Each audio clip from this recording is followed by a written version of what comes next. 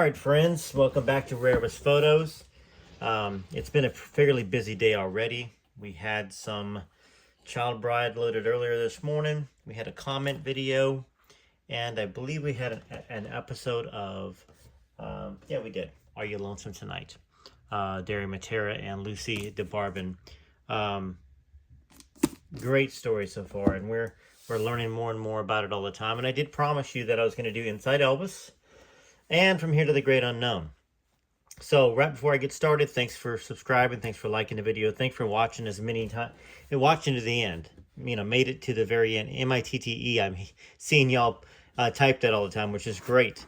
Y'all are definitely making my day and spreading the love of Elvis and really learning about some things about Elvis that maybe we didn't know about. Elvis and Kathy, learning stuff about Priscilla that maybe we knew about and we're telling everybody about right now. But Inside Elvis is a book about Elvis and his relationship with Ed Parker, who was a pretty badass dude. Did y'all know he fought Bruce Lee? And he lasted 15 minutes with Bruce Lee.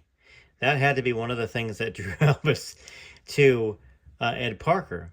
Nobody lasts more than 30 seconds with Bruce Lee. He lasted 15 minutes. In fact, that's another story. Anyhow, thanks again. And for those of you that are leaving this super thanks, I appreciate it as well. I try to give you all a shout out to my new members as well. Thank you so much for joining. And I think it's really hard to find it unless you click a link on the video in the description to become a member to join. Or if you are on a computer, you see the join button. That being said, none of that's necessary. I appreciate it. It helps me, but it's not necessary. Thanks for sticking with me and for reading these books with me. We are going to do this for as long as y'all want me to. All right, so Ed Parker, unfortunately, he just came back from the visitation. Elvis passing away. And he's staying at a guy named Jim's house. And there's Elvis fans that are sad and crying. And they started telling stories that were basically kind of encouraging and positive. And so they beamed when they became acquainted with the little insignificant things that he had done. For the first time, they were privileged backstage, learning what made him the kind of man he was, strengthening their convictions. This was a solemn gathering in Memphis. But they were fortifying themselves to face a future that would not include Elvis. As the evening drew to a close, those fans began to coax me about writing the things I had told them. They wanted a broader, more accurate account of the inner Elvis rather than the stories quoted in the controversial book, which that book was obviously Red and Sonny and Dave Hebler's Elvis What Happened. They wanted detailed insight into some of the reasons behind Elvis's actions. The truth they felt should be made available to everyone in book form. They pleaded with me to write it. These requests were politely brushed aside, and I went to bed thinking of the funeral service and tomorrow's trip to the mausoleum. There were at least 10 of us who breakfasted together on Thursday morning, August 18th, 1977. The night had erased our positive thoughts. Each place setting framed a somber face. Elvis was to be laid to rest. This would be the last journey of his mortal body. His body had since been relocated next to his mother at the back of his Graceland estate. And the fans had to face the reality. They played Elvis songs in the jukebox during breakfast and wept openly over half-eaten food. This day was to write an end to an illustrious era that had lasted for more than 2 decades. Only records, pictures, and memories would remain. Mere words would ring hollow in the cold light of day, so I did not offer comfort. In response to further insistence, I agreed to consider their request to write a book about Elvis, stipulating that Vernon Presley first be consulted. Now, how Jim and I got to the funeral is a dark blur. We took the same route, but grief has wiped out all details of the journey. Now, keep in mind, he wrote this, I believe, in 78. I felt like maybe in 79, 78. So literally, he couldn't remember. That's what grief does. It wipes out the memories. How Jim and I got there is a dark blur. We took the same route, but grief had wiped out all the details of the journey. Elvis's house was packed with family members and friends. Food was everywhere, in both quantity and great variety. The entire service to this point, including the serving of food, was identical to our funeral customs in Hawaii. Surprisingly, everyone ate. Perhaps in doing so, we reaffirmed our mortality. We had arrived early. This gave us ample time to socialize with family, friends, and staff. George Klein came over and said, "Ed, Elvis loved karate. Next to his singing, he loved karate most." George had been very close to Elvis, his visible sorrow openly, but hoping the tears would release the tension and settle our emotions. I'm sorry about that. His visible sorrow started me crying again. We stood there, two grown men crying openly, both hoping that the tears would release the tension and settle our emotions. I couldn't take any more remorse, so I went outside to regain my composure. The intensity of the outside activity helped take my mind off the moment. The shuddering wind gusts from a low-flying helicopter were strangely reassuring. The relaxed moment and movement of the security personnel restored a sense of reality to the scene. Then I spotted J.D. Sumner, Ed Enoch, Ed Hill, Larry Strickland, and Buck Buckles, all members of the Stamp Quartet, and they waved me over. I was happy to learn that J.D. Sumner had been asked by Vernon Presley to arrange the funeral services. As a close friend, he knew Elvis's favorite songs. Elvis' flower-draped casket was moved to the music room for the service. If you'd been standing there, you would have been struck by the preponderance of red in the decor. Plush, wine-red carpet flowed endlessly from room to room. Matching drapes bedecked the wall. And everywhere people, and more people. The heat of so many bodies packed so closely together became oppressive. Conversations would drift in and out of earshot. Clumsy newcomers would occasionally trip over the feet of those lucky enough to have found seats, threatening to start a wave of falling people.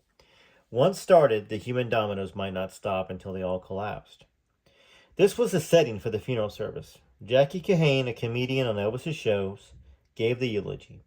Elvis's favorite gospel songs, sung by the Stamps Quartet and Kathy Westmoreland, were interspersed between talks by Rex Humbard, and Elvis's local pastor.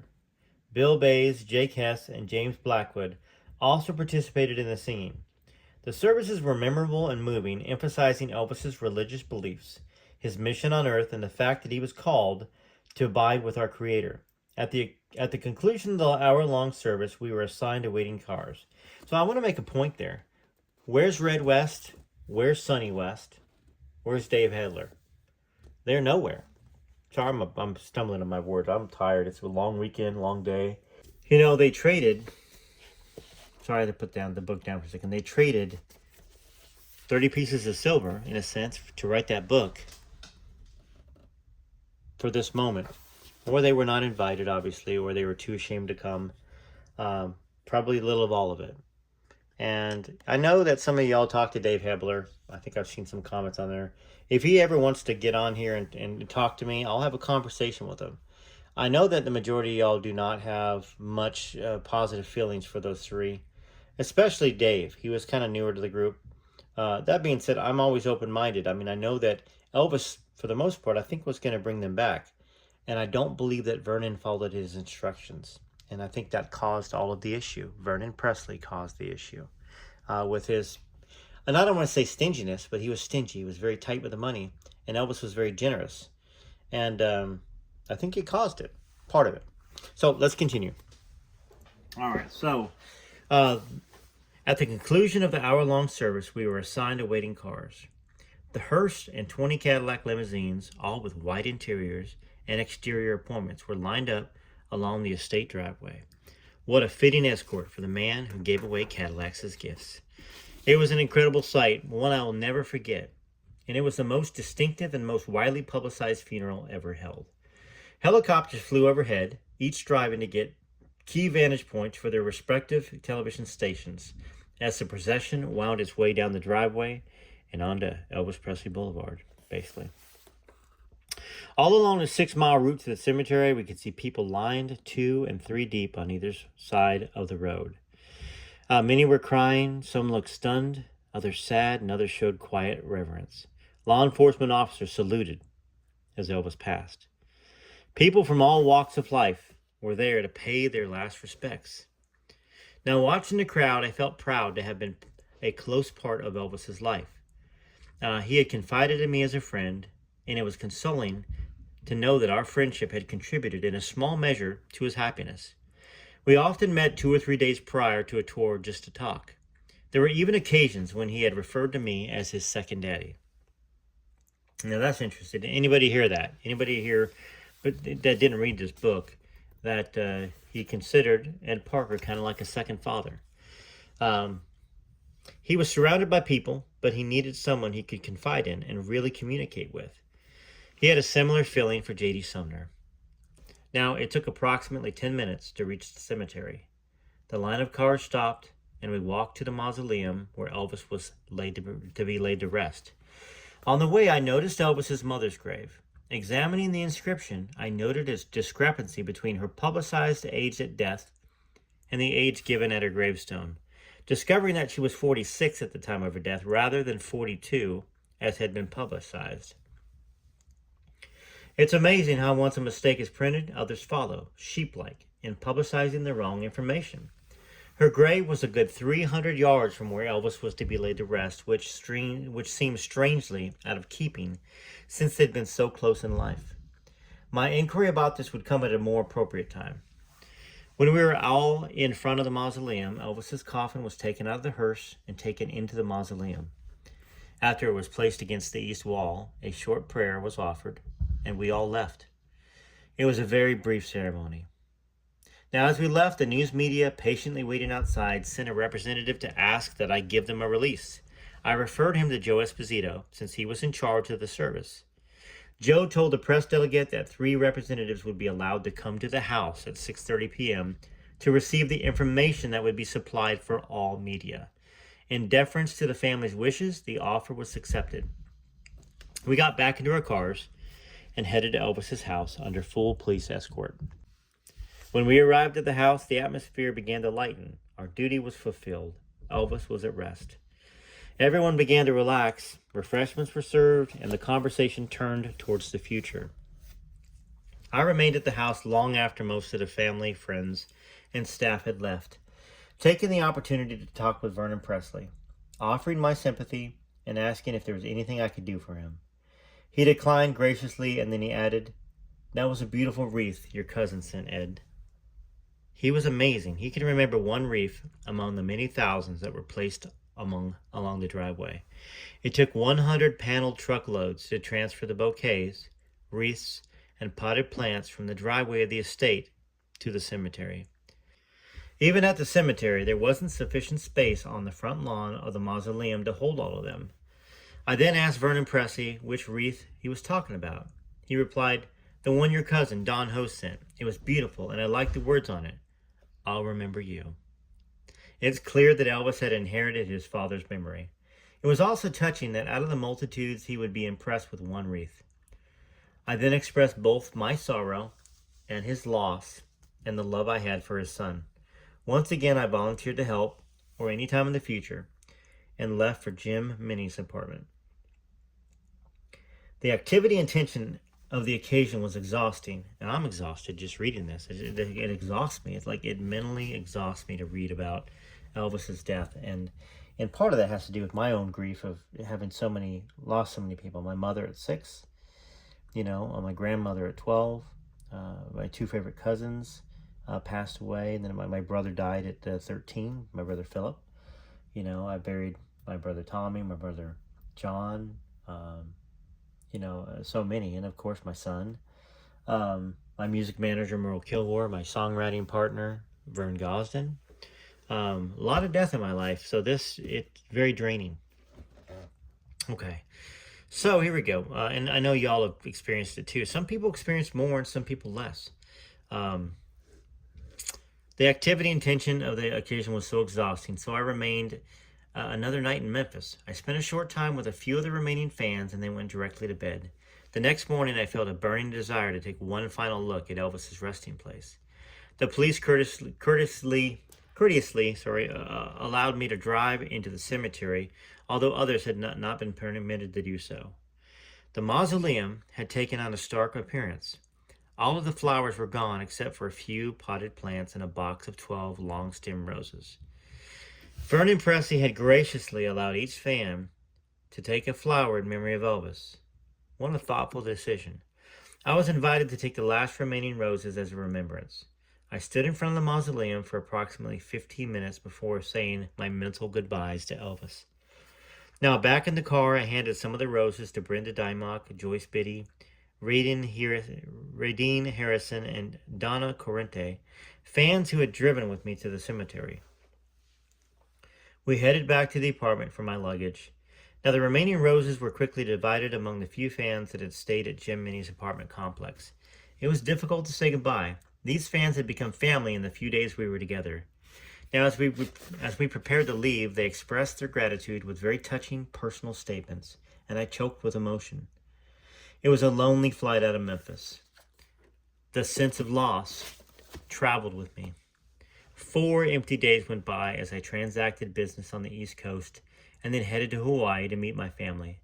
I needed my loved ones around me, and I needed time to think. What better place than Hawaii? Oahu is the island of my roots. There I was born and raised. A loving family environment is conducive, I think, to mental health, so I laid on the beach. I began to mend, then one day, it finally hit me. There was a purpose for my close relationship with Elvis. Our conversations, our companionship, and our travels together made it possible for the world to know Elvis as I did.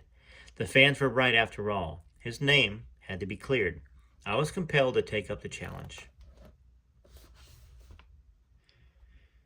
So, 1978, published right after Elvis's death. Once again, reading this, I'm pleased to share with you a few cherished moments with my friend. This is what he was really like. I hope you enjoy it. Aloha, Ed Parker. I'm very curious to see what the rest of it holds. Once again, I'm a bit mentally drained from this, and I'm kind of tired anyway, so I apologize that perhaps the reading wasn't as good as it could have been. That being said, I did promise, and I'm gonna try to keep my promises every day to y'all. Love seeing the comments, and I love bringing this to you. I love sharing Elvis, all sorts of Elvis, whether they be cool looking cards from 1963, the Dutch series printed in Holland, like that one.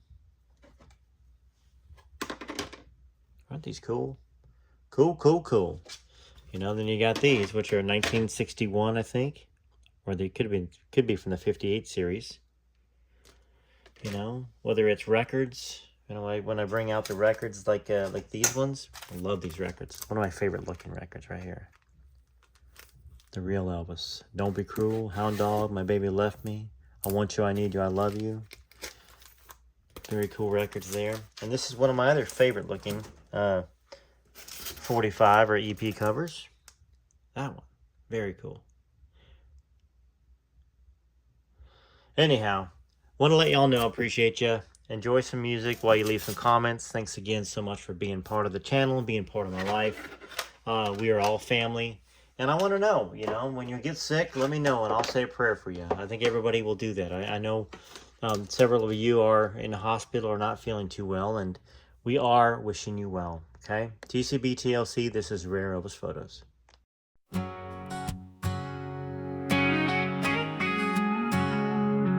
He walked on stage with a smile, made our dreams come true for a while. Guitar in hand, moving wild, every scream made him feel alive.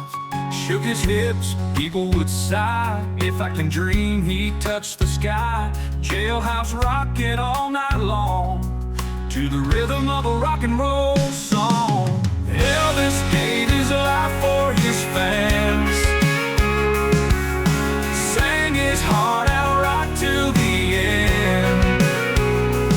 Every note he gave a piece of his soul, because rock and roll made him whole. He is where music ended and began. Elvis gave his life for his fans.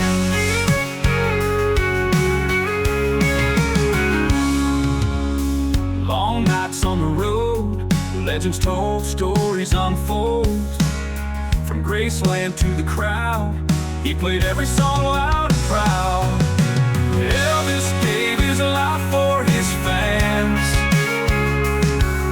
sang his heart out right till the end. Every note he gave a piece of his soul, because rock and roll made him whole. Here's where music ended and began. Elvis gave his life for his fans.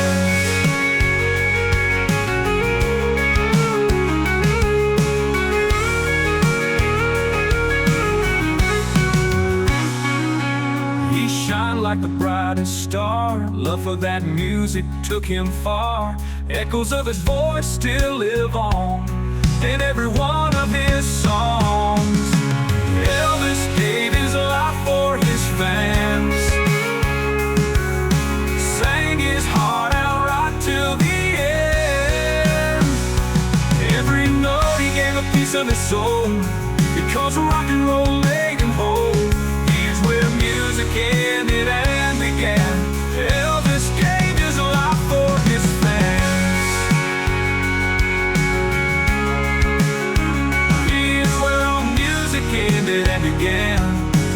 Elvis gave his life for his fans.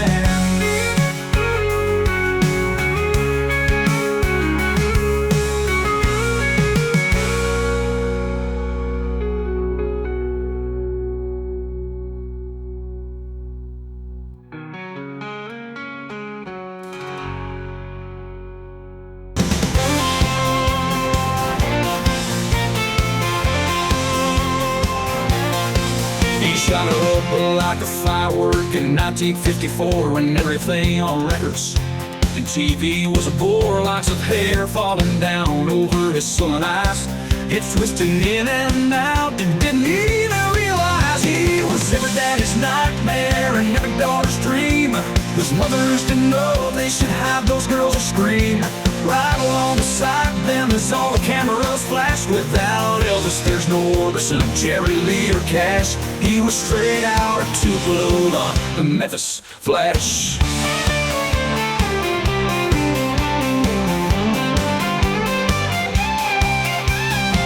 The institution tried to ban him, cops lined up at shows.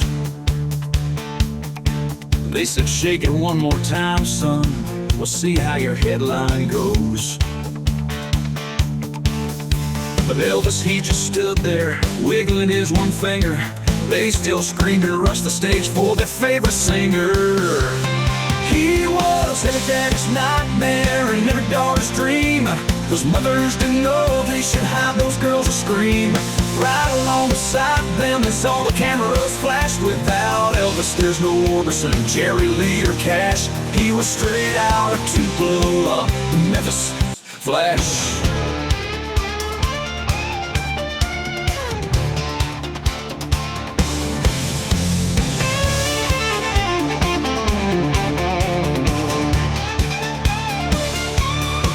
The institution tried to ban him, cops lined up at shows. They shake it one more time, son, we'll see how your story goes. But Elvis, he just stood there, wiggling his one finger. They still screamed and rushed the stage for their favorite rock and singer. He was every daddy's nightmare and every daughter's dream. Those mothers didn't know they should have their nose scream. Right along beside them as all the cameras flashed. Without Elvis, there'd be no Jerry Lee or Johnny Cash. He was straight out of Tupelo, Memphis Flash.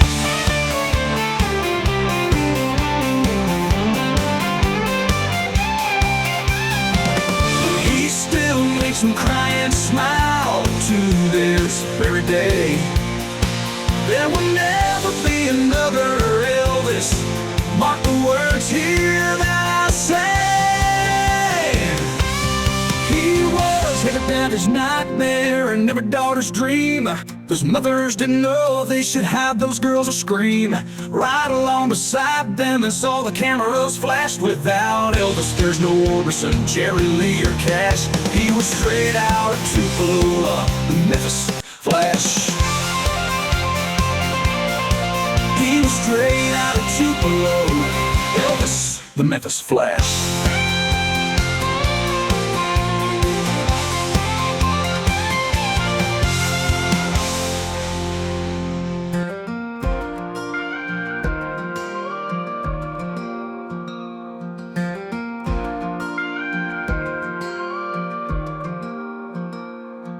in a blue suede dream tonight, and feel the rhythm come alive. My heart beats to every Elvis song. On my turntable I turn on. Hound dog echoes in my veins, jailhouse rocking through the years. We're all the part of him that red remains as we wipe away our tears. We say thank you to the mailman, say our grace and our amens. Live our life in God we trust. Yeah, Elvis is alive in all of us.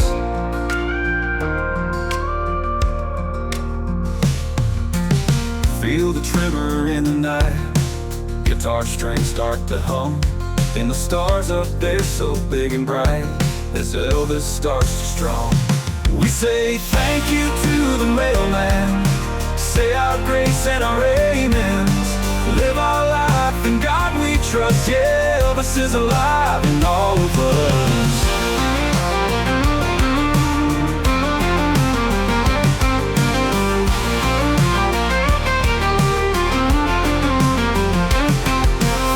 A blue moon in the sky, can't help falling but don't wonder why. Elvis' spirit never dies in our soul. For all our lives we say thank you to the mailman, say our grace and our amens. Live our life in God we trust. Yeah, Elvis is alive in all of us. Yeah, Elvis is alive in all of us.